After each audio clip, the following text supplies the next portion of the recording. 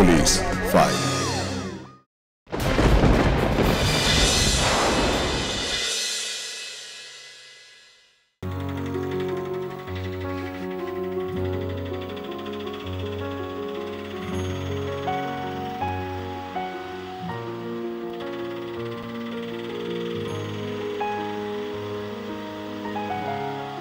নীলা, তোমার খিদে পেয়েছে তাই না? খাবে কিছু? ব্যাগে বিস্কিট আছে কিন্তু। আচ্ছা, তুমি এত ভয় পাচ্ছ কেন বলো তো? আমাকে কি তুমি বিশ্বাস করতে পারছো না? না না, তা কেন হবে? তোমায় যদি বিশ্বাসই না করতাম তাহলে মা বাবা বাড়ির সবাইকে ছেড়ে তোমার সাথে কি করে পালিয়ে আসতাম বলো তো? আমরা পৌঁছে গিয়েই বিয়ে করব, কেমন? তারপর আমরা সারা জীবন সুখে থাকবো। তখন দেখবে কেউ আর আমাদের আলাদা করতে পারবে না। তোমাকে আমি খুব ভালোবাসি সবুজ, আমাকে ছেড়ে কখনো চলে যাবে না তো? কখনো চলে যাব না। আমি যে তোমাকে ছাড়া বাঁচবো না নীলা।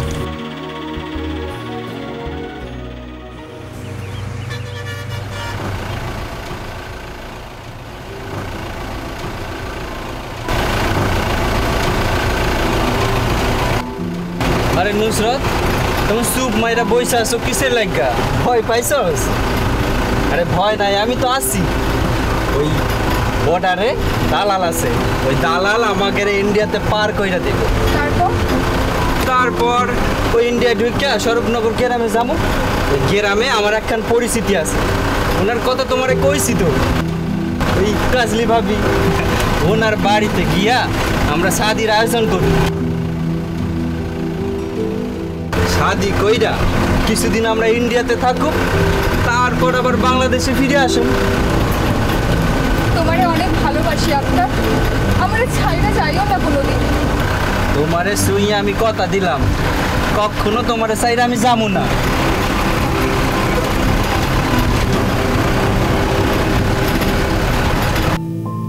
দুটি নাবালিকা মেয়ে, নীলা আর নুসরাত, একজন ভারতবর্ষের আর একজন বাংলাদেশের।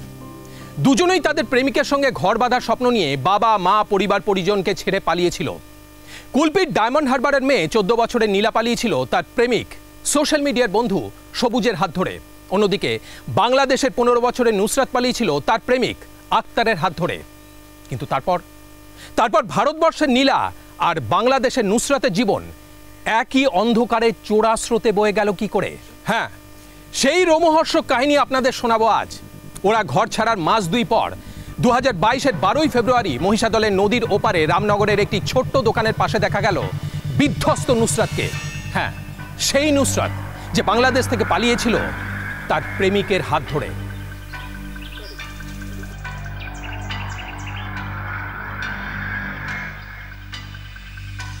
এই মেয়ে কি চাই? কি চাই বলো?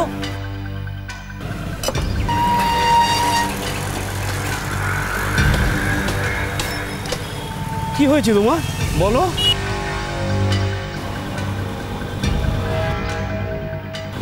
জল খাবে?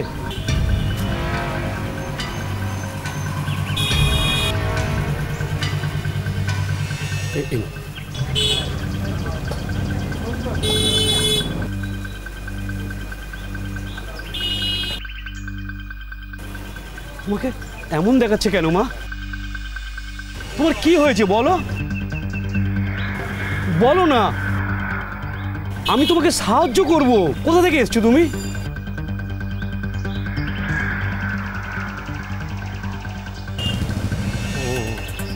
নদী পেরিয়ে এসছো? বুঝেছি, মনে হচ্ছে মেয়েটা মহিষাদল পতিতাপল্লী থেকে পালিয়ে এসছে।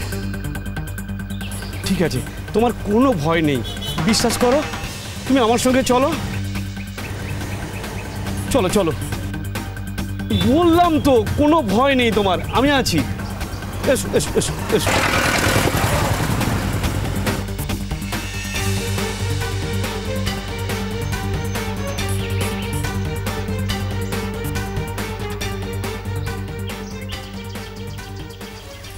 এসো এসো এসো মা, এসো এসো। কোনো ভয় নেই মা তোমার, আমি খারাপ লোক না। এসো এসো এসো এসো এসো এসো এসো এসো। তুমি এখানে থাকো, কোনো ভয় নেই, নিরাপদ জায়গা। এখানে বসো, বসো।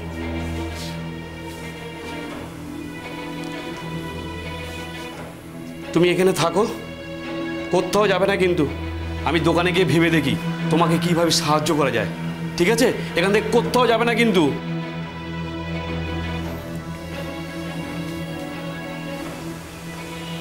আমারে আপনি ছাইরা দেন। আরে দেবো দেবো, তোকে ছেড়ে দেবো, আগে আমার টাকাটা উঠুক।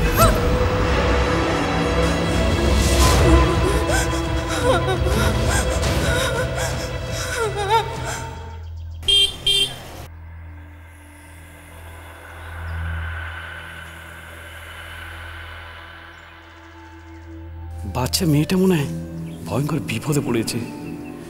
কি করে ওকে সাহায্য করব, কাকে যে বলি? ফোনে তো আস্তে অ্যাপ আছে, ওসি সাহেব লোড করে দিয়েছিল। এই যে মোবাইল ফোন আপনাদের আমাদের সকলের কাছে আছে। প্রথমে আপনারা যেটা করবেন সেটা হচ্ছে যে আপনাদের ফোনে প্লে স্টোরে গিয়ে আস্থা অ্যাপটা আপনারা ডাউনলোড করবেন। এই আস্থা অ্যাপটা যখন ডাউনলোড করবেন দেখবেন আপনাদের ফোনে আস্থা অ্যাপের একটা আইকন আসছে। এই আস্থা অ্যাপ হচ্ছে একটা স্বয়ংক্রিয় অ্যাপ। আপনার যখনই কোনো প্রয়োজন পড়বে এই SOS বাটনটা যখনই আপনি প্রেস করবেন, আপনার মেসেজ লোকাল থানায় কিংবা মহিলা সেলে অথবা পুলিশের টহলদারি গাড়ির কাছে পৌঁছে যাবে এবং পুলিশ আপনাদের মোবাইল নাম্বার ট্র্যাক করে তখনই আপনাদের সাহায্যের জন্য সেখানে পৌঁছে যাবে। বোঝাতে পারলাম? দিন, এবার আপনাদের ফোনটা দিন তো, আমি ডাউনলোড করে দিই। স্যার। হ্যাঁ, এক সেকেন্ড।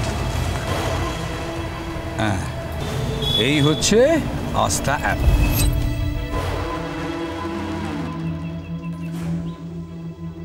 এই তো আস্থা অ্যাপ। এই আস্থা অ্যাপে গিয়ে SOS বোতামটা টিপে দিলাম। 12 ফেব্রুয়ারি আমাদের কাছে আমাদের যে ডিস্ট্রিক্টের নিজস্ব একটা অ্যাপ আছে, অ্যান্ড্রয়েড সিকিউরিটি অ্যাপ, যার পোশাকি নাম আস্থা। সেই অ্যাপে একটা SOS কল আছে।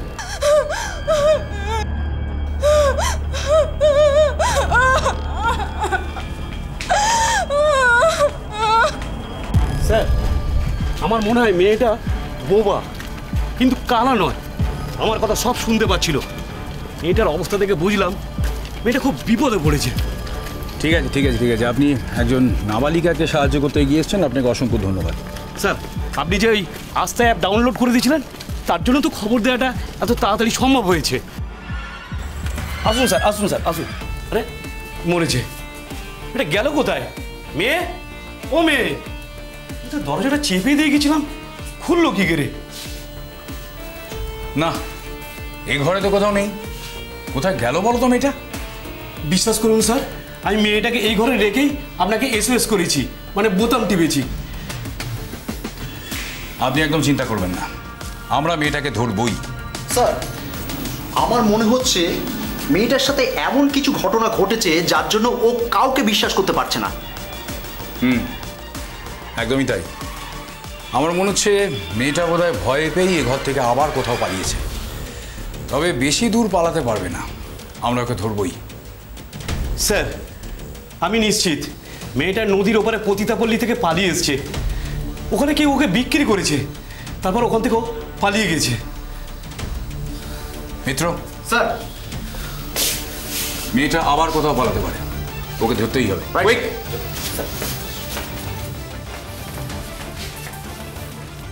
একটু খোঁজার পরই নুসরাতকে পেয়ে যায় পুলিশ।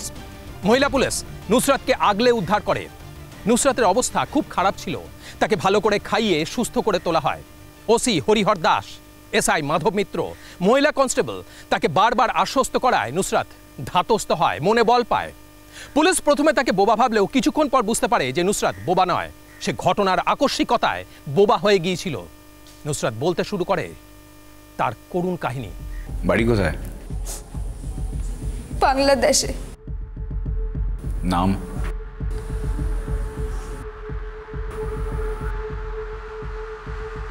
কি হলো, নাম বলো।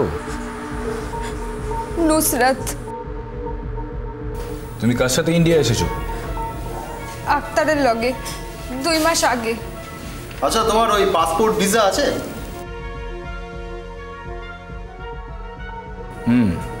এগুলো যে থাকবে না সেটা বুঝেই গেছি। স্যার আমি যেটা ভাবছি এটা কি তাই, মানে ওই পাচার? এক্স্যাক্টলি, অভিজ্ঞতা তো তাই বলছে। আচ্ছা, এই আক্তারটাকে?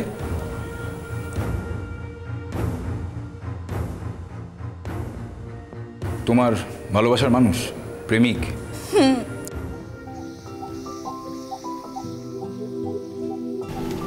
এই নাও তোমার লাইগা আনছি, ধরো খাও। সে নয় পরে খাবানি, তুমি আমারে কও দেখিনি, আসতে এত দেরি করলা কেন? আরে লুকায় লুকায় আসতে হয় তো, সবার চোখকে ফাঁকি দিয়া তারপর তোমার লাগে দেখা করতে আসি। তা বুঝলা,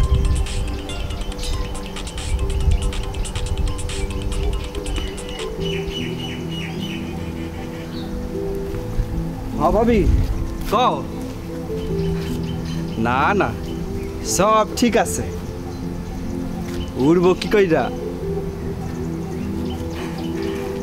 আমার পাশে বসে আছে। হ্যাঁ আচ্ছা আচ্ছা, অহনি পাঠাইতেছি। আচ্ছা ঠিক আছে, রাখো। কেডাই ফোন দিল? ইন্ডিয়ার একজন, সে আমারে আপন ভাইয়ের মতো দেখে, কাজলি ভাবি। কাজলি ভাবি? তা সে কি কয়? তোমার কথা তারে কইছিলাম আমি তোমারে ভালোবাসি। সে তোমারে দেখবা চায়, অহনি। সে থাকি ইন্ডিয়া, আমি থাকি বাংলাদেশে, কি কই রহন দেখবো আমারে? ফটো তুইলা পাঠাইমু। ইস, জামা কাপড় ভালো না, সাজগোজ নাই, অহন ফটো তুইলো না বাবু। আল্লাহ যারে সুন্দর করে পাঠাইছে সে সব সময় সুন্দর, তারে সাজগোজ কইরা সুন্দর হইতে হয় না। দাঁড়াও দাঁড়াও, চুপ করে বসো, নইরো না কিন্তু। আরে দাঁড়াও দাঁড়াও, একটু ঠিকঠাক করে নি নাও। এর 3-4 দিন পর আক্তার আমার লগে দেখা করে, কয় আক্তার। হ্যাঁ হ্যাঁ ঠিক আছে, ঠিক আছে ভাবি, রাখতেছি। শোনো, একখান ভালো খবর আছে। কি? কি? আমরা শাদি করুম। শাদি? কবে কবে করবে আমারে শাদি? আমি সব কিছু ব্যবস্থা করে ফেলাইছি, কাল ভোরে সব কিছু গুছায় লইয়া এইখানে চলে আসবা। তারপর? তারপর তারপর সারপ্রাইজ। ঠিক আছে, আমি এখন আসি। হ্যাঁ, অনেক কাম আছে, তুমি সব কিছু গুছায় লইয়া এইখানে চলে আসবা কিন্তু। আচ্ছা আচ্ছা, আসি, টাটা। ঠিক আছে ঠিক আছে।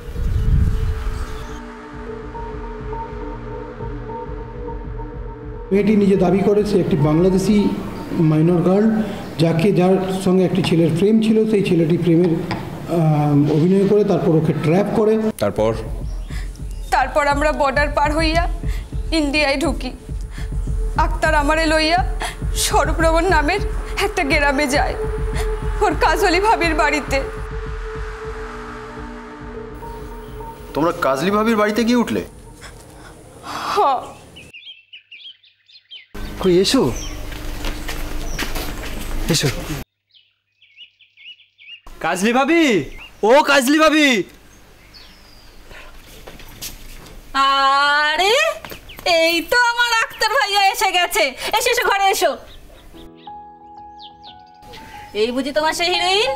হ্যাঁ কাজলি ভাবি, ওর ছবি তো তোমারে পাঠাইছিলাম। কিন্তু ও তো ফটোর চেয়ে সুন্দর দেখতে। এসো এসো, ঘরে এসো।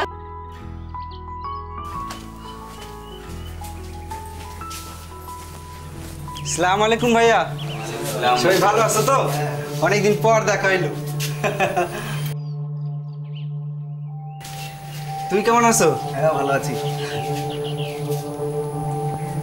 তুমি ভালো আছো তো?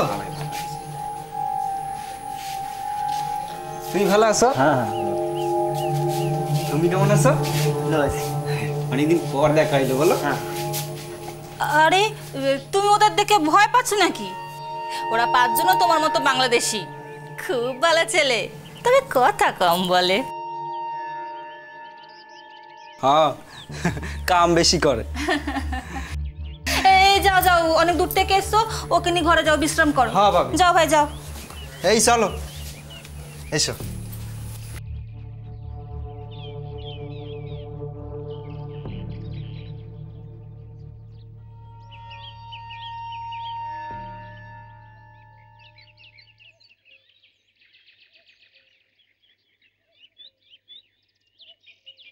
কি হইলো, মুখ ভার কেন?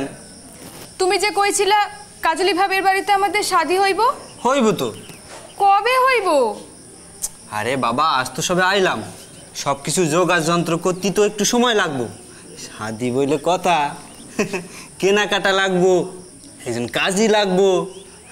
ধুর, হে বাড়িতে আমার ভালো লাগতেছে না। ওই 5 জন ছাওয়াল, ওদের নজর খারাপ, কেমনে তাকায়। কি যে কও, ওরা সব ভালো পোলা, আমারে চিনে, কোনো ভয় নাই, আমি তো আছি। আসো আসো। না। কি হইল? শাদির আগে আমি কিছু করুম না। হে পাগলি কয় কি? অনেকদিন আগে তো মনে মনে আমাদের শাদি হয়ে গেছে। আসো আসো। না। আসো বলছি। না। আসো না। না। আসো।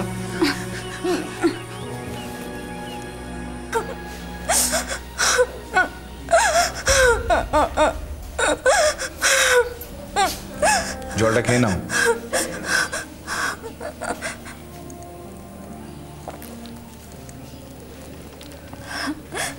তারপর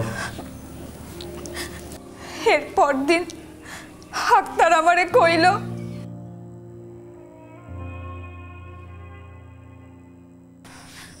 কোথায় যাও?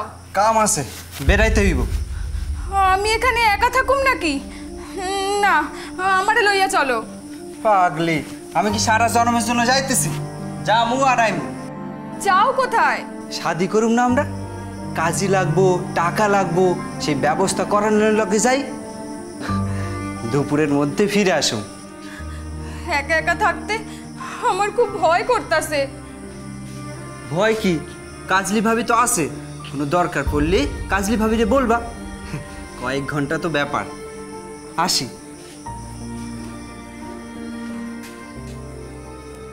তারপর দুপুর গড়াইয়া গেল, বিকেল গড়াইয়া গেল, সন্ধে হইল, কিন্তু আক্তার আর ফিরল না। আমি কাজলি ভাবিরে কই, আক্তার একটা ফোন করেন না। সে কয়, ফোন তো করেছি, তুমি বলার আগেই করেছি। ও মনে হয় আজ রাতে আর ফিরতে পারবে না, আমাকে বললো তো। কি কথা কোন ভাবি? আরে ও একজনের কাছ থেকে টাকা পায়, সে কাল সকালে দেবে বলেছে, তাই আজ রাতে তার বাড়িতেই থেকে গেল। আমাকে বারবার বলেছে, নুসরাত আমার জান, তুমি কিন্তু ওর খেয়াল রেখো ভাবি, ও যেন কান্নাকাটি না করে, ঠিক মতো খাওয়া দাওয়া করে। নাও খেয়ে নাও ভাই, এ নাও। না, খিদা নাই। খিদে নেই বললেই হলো? সেই সকাল থেকে কিচ্ছু খাওনি, এরপর যদি শরীর খারাপ করে আকরা তো আমাকেই বকবে। নাও খেয়ে নাও বলছি। আমি খাই না, খাবো না। না না না, খেয়ে নাও খেয়ে নাও। এই তো। কাজলি ভাবিরে আমার তখন মায়ের মতো লাগে। আমার প্রতি তার কত মায়া মমতা। রাতে সে আমার পাশে শোয়, কিন্তু মাঝরাতে ঘুম ভাঙা দেখি সে আমার পাশে নাই। আর তারপর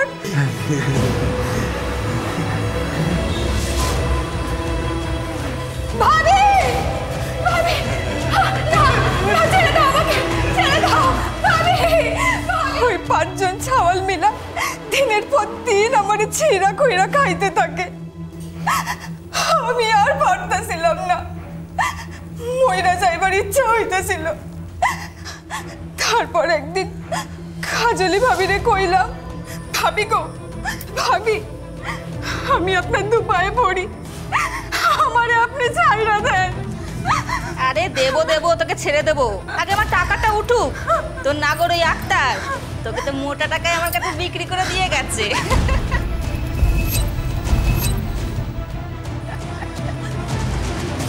বিক্রি করছে? আক্তার আমারে বিক্রি করেছে? কি কইতাছেন ভাবি? এ কথা আমি বিশ্বাস করি না। বিশ্বাস করা না করা তোর ব্যাপার। তুই কি ভেবেছিলি আক্তার তোকে ভালোবেসে বিয়ে করার জন্য এখানে এনেছে? শোন তবে, আক্তার হলো আমার বাংলাদেশের এজেন্ট। ওখানে গিয়ে মেয়েদেরকে পটিয়ে বিয়ে করার নাম করে আমার কাছে এনে বিক্রি করে দেয়। তারপর আবার বাংলাদেশে চলে যায় অন্য মেয়ে পটাতে।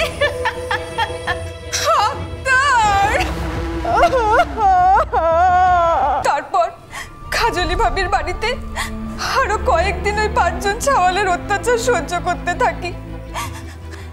একদিন কাজলি ভাবি আমারে সাজাইয়া গুজাইয়া কইল, চল রে পুকুরের কই, তোকে সাগরে ছাইরা দিয়ে আসি। ভইলা আমাকে মহিষাদলে নিয়ে আইলো। মহিষাদলের পতিতাপল্লীতে? আমারে বেচা দিল। কার কাছে? ওই পতিতাপল্লীর মালিক আর মালকিনের কাছে। ওদের নাম জানো? স্বামীটার নাম শান্তিরঞ্জন আর বউটার নাম সুজাতা।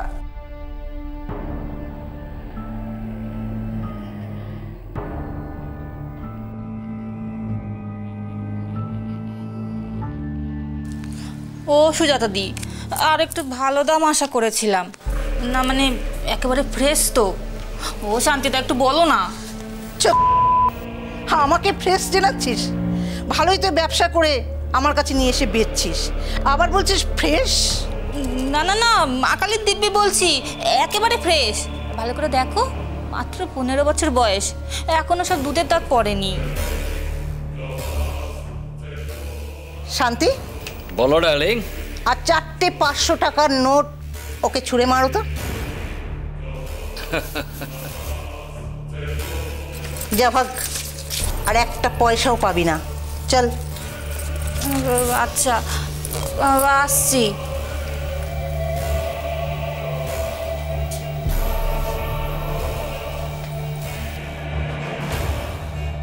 পাচি,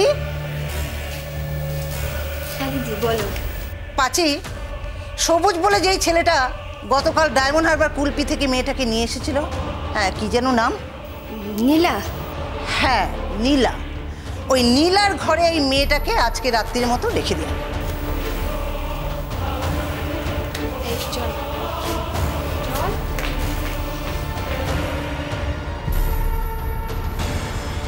আচ্ছা, ওই নীলার বয়স কত ছিল?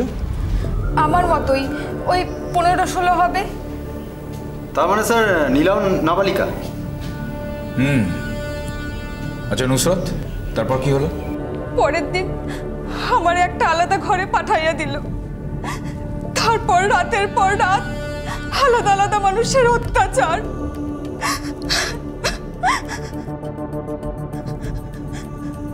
মাস দেড়েক পর আজ ভোর রাতে আমি ওখান থেকে পলাইয়া নদী পার হইয়া এই পারে চলে আসি। আর নীলা? ও আসে নাই। ওর খুব ইচ্ছা ছিল, কিন্তু সাহস ছিল না।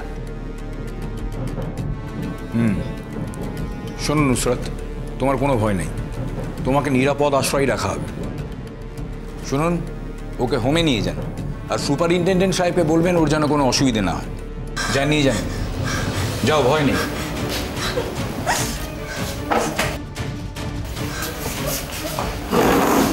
মিত্র স্যার, আমাদের হাতে সময় খুব কম, ওই পাচার চক্রটাকে আমাদের ধরতেই হবে। বলুন স্যার, আমাকে কি করতে হবে? শোনো, আমরা প্রথমে দুটো টিমে ভাগ হয়ে কাজ করব। একটা টিম লিড করবে তুমি, আর একটা আমি। Okay sir. আমি একটা বড় টিম নিয়ে স্বরূপনগরে চলে যাব। ওখানে আমাকে কাজলের খবর নিতে হবে, আর জানতে হবে ওর সাথে ঠিক কারা কারা যুক্ত আছে। Okay sir. স্যার, আমি কিভাবে মুভ করব? শোনো, তুমি আজ রাতে মহিষাদলের ওই পতিতাপল্লীতে চলে যাবে খদ্দের সেজে, ওই নাবালিকা নীলার খবর নিতে। আর নেক্সট পদক্ষেপ কি হবে সেটা তোমাকে আমি পরে বলবো। ওকে স্যার, চলুন। সেদিন রাতে এসআই মাধব মিত্র খদ্দেরের ছদ্মবেশে চলে গেল মহিষাদলের সেই পতিতাপল্লীতে। আগে তো এই তল্লাটা আপনাকে কখনো দেখা যায়নি, তা কোত্থেকে আসা হয়েছে? কলকাতা। ওই কলকাতা থেকে ব্যবসার খাতিরে মহিষাদলে এসেছি। আসলে ওই প্রতি রাতে মেয়ে মানুষ না হলে আমার ঠিক জমে না। তা আমার এক বন্ধু বললো যে ওই সুজাতা মাসির ডেরায় যা, কোচিং মাল পেয়ে যাবি। তা আছে নাকি? তা কটা চাই? একটাই চাই, তবে ওই বুড়ো হাবড়া হলে হবে না, আমার কিন্তু কোচি দরকার। তোমার ডেরায় যা সব দেখছি আশাটাই মনে হচ্ছে বেকার হলো। কচি আছে, কিন্তু কচি নেবার আগে পকেটে জোর থাকা চাই, তা আছে তো? কত চাই? 5,000। মাত্র 5,000? নিন, 6,000 আছে, গুনে নিন। তবে মাস 2 বা মাসখানেকের কচি লাগবে। মানে হচ্ছে ওই 1 থেকে 2 মাসের মধ্যে এন্ট্রি নিয়েছে এরকম কচি। 6 মাসের হলে তো আর সে আর কচি থাকে না, তরটাও কমে যায়।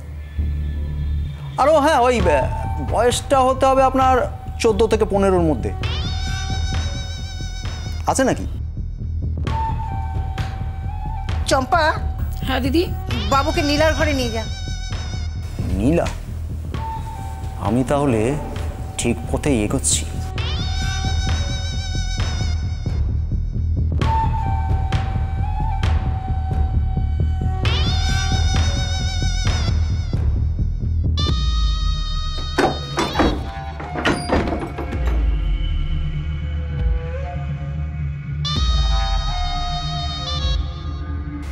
তুমি নীলা তো? হ্যাঁ। আপনি বসুন বাবু। হ্যাঁ।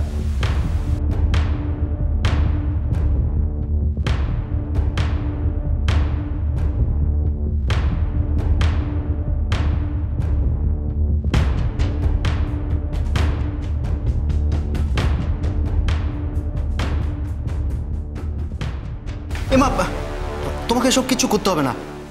তুমি তুমি শোনো, এদিকে আসো, এই বসো, এখানটা বসো, বসো, ভয় পেও না।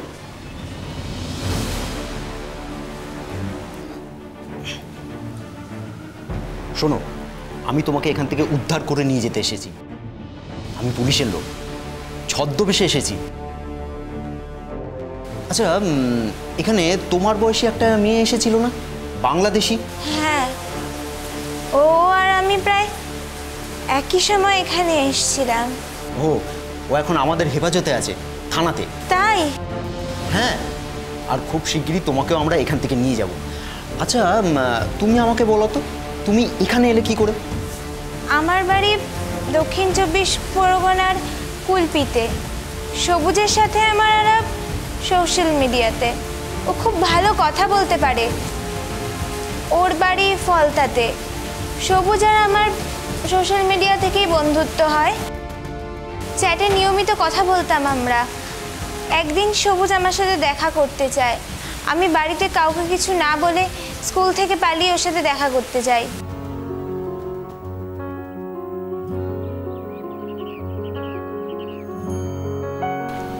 তুমি যে আমাকে বিশ্বাস করে আমার সঙ্গে সত্যি সত্যি এইভাবে দেখা করতে আসবে, সেই জন্য আমার একটু ওই 50-50 চান্স লাগছিল আর কি। কেন? না মানে ওই ফেসবুকে তো আজকাল অনেক ফেক প্রোফাইল রয়েছে, তাই তুমি যদি ভেবে থাকো যে আমি ফেক বাজে ছেলে, তোমার সর্বনাশ করে দেই, এই আর কি।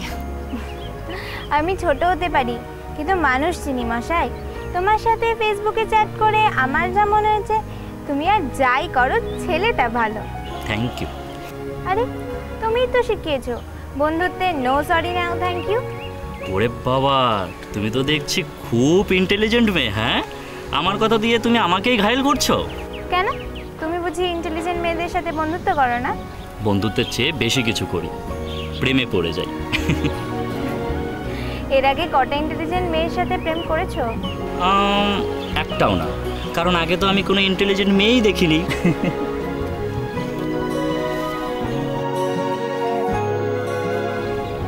আই লাভ ইউ নীলা। আমি তোমাকে সত্যিই খুব ভালোবাসি। প্লিজ এই গোলাপগুলো নাও আর রাজি হয়ে যাও। I love you two.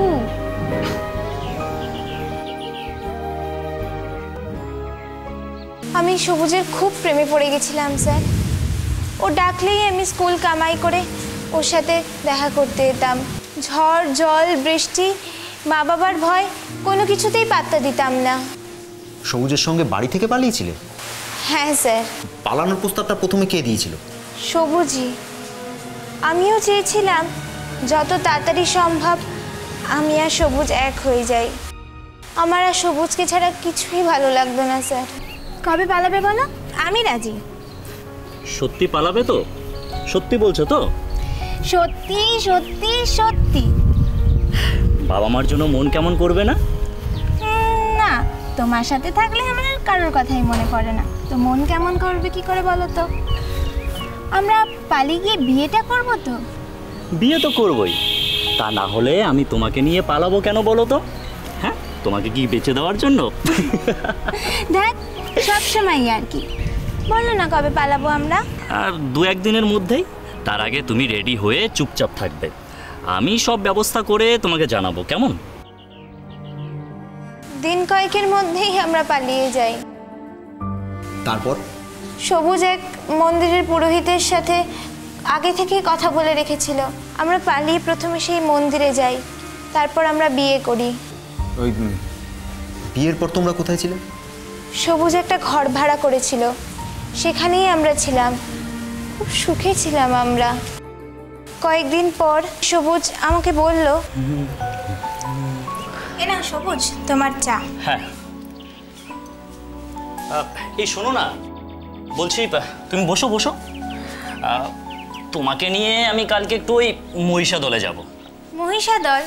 কেন? না, ওই ওখানে আমার এক মাসির বাড়ি আছে, আমাকে খুব ভালোবাসে। কালকে ফোনে বলছিল যে তোর বউকে একদিন নিয়ে আয়। ও আচ্ছা, তাহলে চলো। তোমার নিজের মাসি তো? নিজের মাসি মেশোর চেয়েও অনেক বেশি, ওদের সাহায্যেই তো আমি বেঁচে আছি। ও বাবা, তাহলে তো ওরা খুব তোমার আপনজন। খুব আপনজন। আচ্ছা ঠিক আছে, কালকেই চল।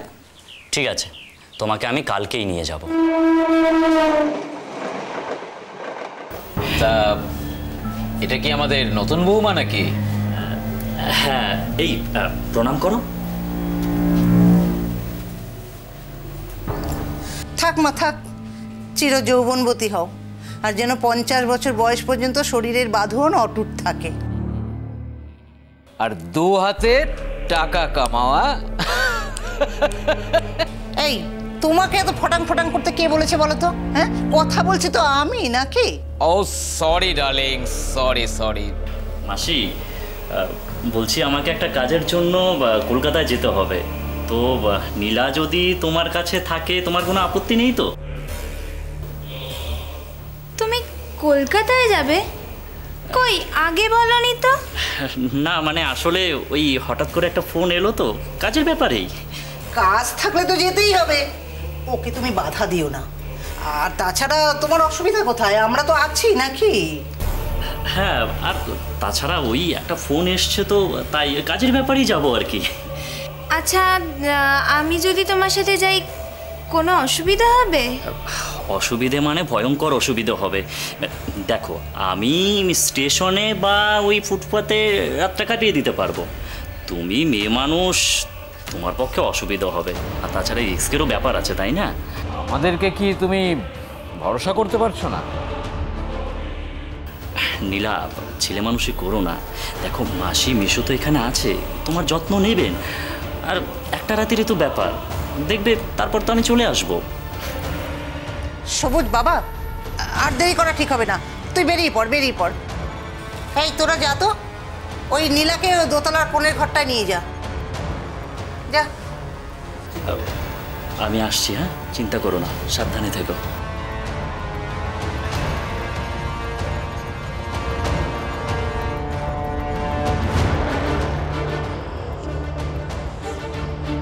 আমার মনটা প্রথম থেকেই কুগাই ছিল, পরিবেশটাও ভীষণ সন্দেহজনক ছিল।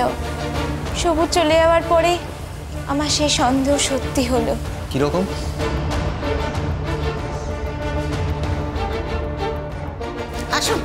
আসুন।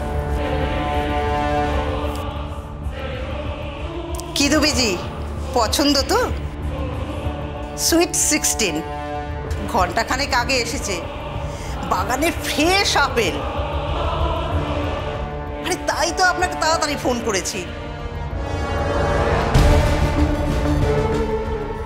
যান মাঠে নেমে পড়ুন, ও এখন সারা রাত আপনার। কি বলছেন কি? এই দুবে যে এখন তোর প্রথম খদ্দের, একদম ন্যাকামি করবি না। খুশি করে দিবি। এসব কি নোংরা নোংরা কথা বলছেন মাসি? সবুজ এলে আমি সব বলে দেবো। সবুজ এলে তো? হ্যাঁ, আরে সবুজ আর আসবে না। সবুজ তোকে আমার কাছে বেচে দিয়ে পাখি ফুরুত। হ্যাঁ,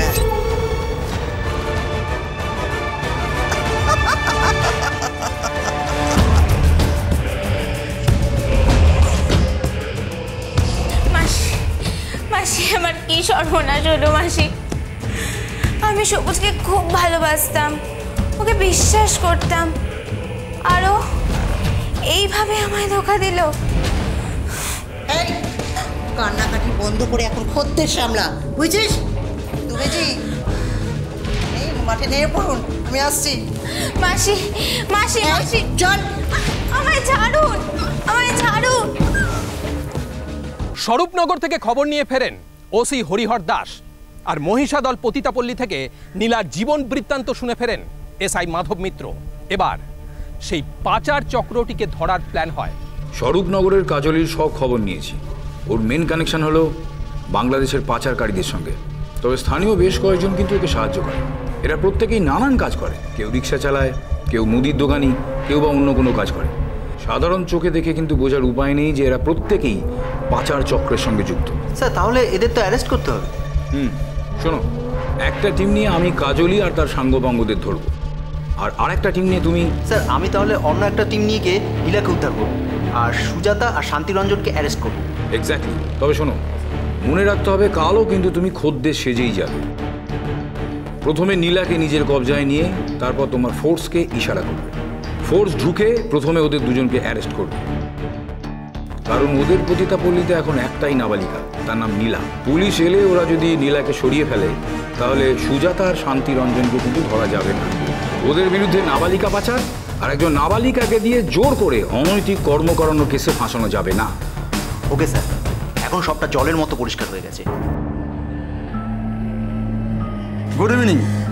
হ্যাঁ, গুড ইভিনিং। আসুন, বসুন। Thank you. আজও কি কলকাতায় ফেরা হয়নি বুঝি? না, দুপুরের মধ্যে কাজ হয়ে গিয়েছিল, আর ভেবেছিলাম ফিরেও যাব, আচ্ছা, কিন্তু ওই আপনার নীলার নেশায় থেকে গেলাম। ওই কথায় বলে না যে নীলা কারো সয়, কারো বা সয় না। আপনার দেখছি নীলা সয়ে গেছে। আচ্ছা, আপনার হাজবেন্ড কোথায়? কে, শান্তি? হ্যাঁ। ও আমার হাজবেন্ড কিসের? সে কি, লোকে তো তাই বলে। দেখুন, আপনি আমার লক্ষ্মী খদ্দের, আপনাকে আমি মিছের কথা বলবো না। আসলে ও আমার কাজের পার্টনার, আমরা একই গ্রামে থাকি। ওরও গ্রামে পরিবার আছে, আমারও আছে। আসলে আমরা এখানে স্বামী স্ত্রীর মতোই একসঙ্গে সহবাস করে থাকি। ওই যে আপনার শান্তি এসে গেছে, আমি তাহলে নীলার কাছে যাই। হ্যাঁ, অবশ্যই যান।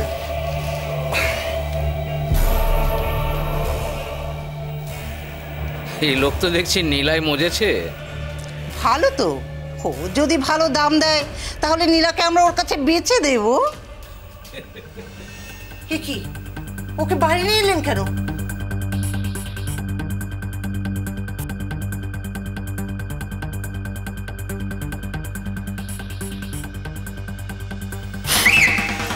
কি police? Police! Police! You are under arrest, Sujata Makal. আমি এসআই মিস্টার মিত্র।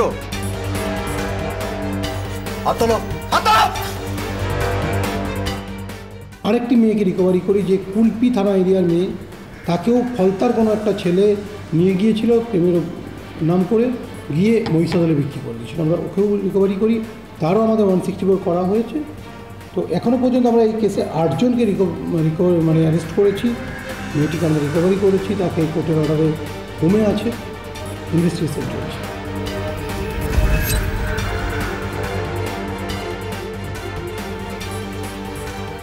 এদের সবাইকে জেরা করে পুলিশ গোটা চক্রটাকে গারদবন্দি করে। এই কেসটাতে পুলিশের তৎপরতা যেমন প্রশংসনীয়, ঠিক তেমনই আস্থা অ্যাপের গুরুত্বপূর্ণতাও প্রমাণিত। আজ এই পর্যন্তই।